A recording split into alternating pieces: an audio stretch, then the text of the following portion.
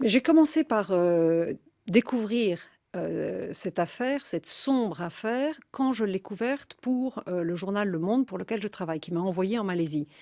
Il se trouve que je connaissais déjà la plupart des acteurs, des pays, des gouvernements impliqués dans cette histoire, par hasard quasiment, puisque j'ai travaillé en Malaisie par le passé pendant 3 ans et demi, j'ai travaillé en Australie, bon également en Nouvelle-Zélande, à Taïwan.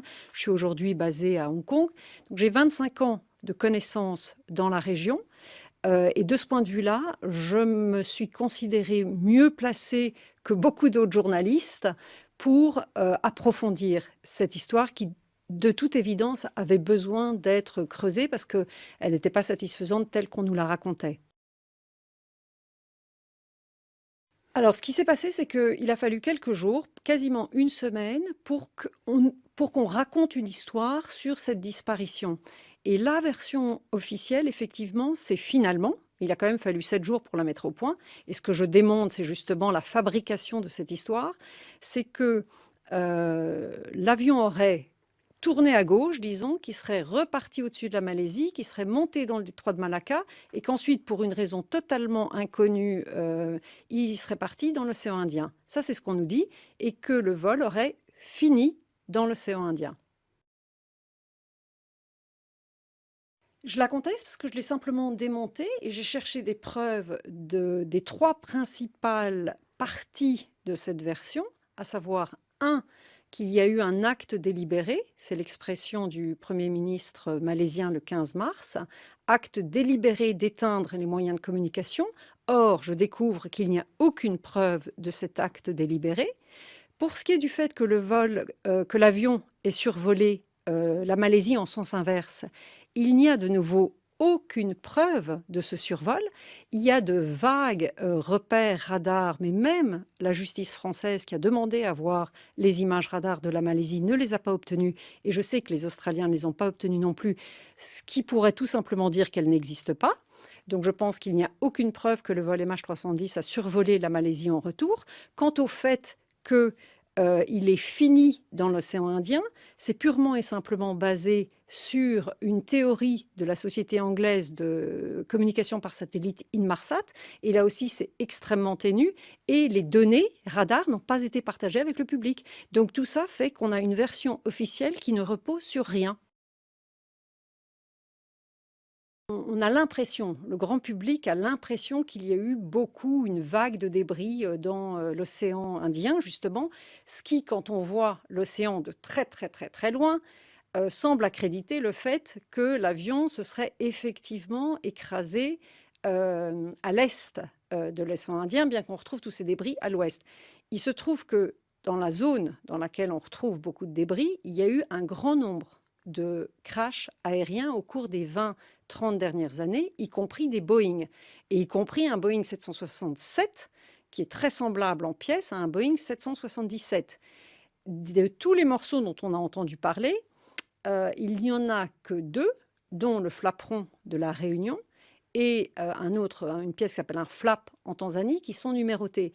Pour ce qui est du flaperon de la Réunion, j'ai eu accès au dossier et tout ce que je peux dire, c'est que c'est loin d'être probant. Donc je ne suis pas capable de dire que ce n'est pas une pièce de l'avion, mais je suis étonnée de la rapidité avec laquelle le juge a décidé que c'était une pièce.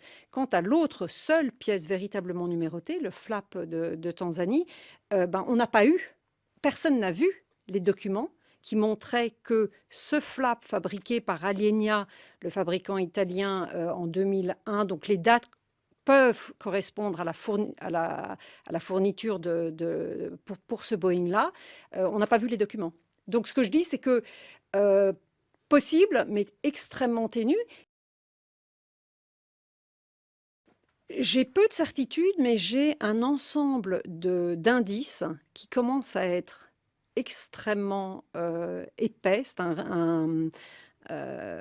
ouais, un ensemble, un cluster en anglais, qui laisse penser qu'il s'est vraisemblablement passé quelque chose de catastrophique dans les minutes, maximum 1 heure ou 2 après la perte de contact de l'avion. Et pas du tout des heures après. Je viens encore récemment de tomber sur une nouvelle pièce qui n'est même pas mentionnée d'ailleurs dans le livre en chinois, qui est un message confidentiel de Malaysia Airlines à une des familles, qui dit la famille réclame des détails sur toutes les rumeurs qui ont lieu, et ça se passe simplement quelques jours après. Et la famille, le membre de la famille liste, est-ce que vous pouvez nous rassurer sur ceci, ceci, cela? Malaysia Airlines répond, nous sommes comme vous, nous sommes confus, etc. Il y a certaines choses que je peux vous dire. L'information selon laquelle le vol a continué de voler pendant plusieurs heures, qui était une information qui a été sortie par le Wall Street Journal et qui allait être confirmée par la Maison-Blanche plus tard, mais là on est juste entre deux. On est quand elle a été sortie par le journal et pas encore confirmée par la Maison-Blanche. Et Malaysia Airlines répond à cette famille au sujet de cette information-là, que le vol aurait volé plusieurs heures après la perte de contact. Je vous affirme qu'elle est fausse, c'est écrit, et il ajoute Boeing et Rolls-Royce l'ont nié. C'est-à-dire que Boeing et Rolls-Royce ont dit à Malaysia Airlines, lorsque l'info a été publiée dans le Wall Street Journal, qu'ils avaient, eux, les informations pour dire que c'était faux. On ne l'a jamais su. Je suis tombée des nues en découvrant ce message. C'est simplement une preuve de plus que pendant un moment, il y avait une vérité enfin, il y avait une vérité, il y avait la vérité, il y avait la réalité dont on essayait de s'approcher.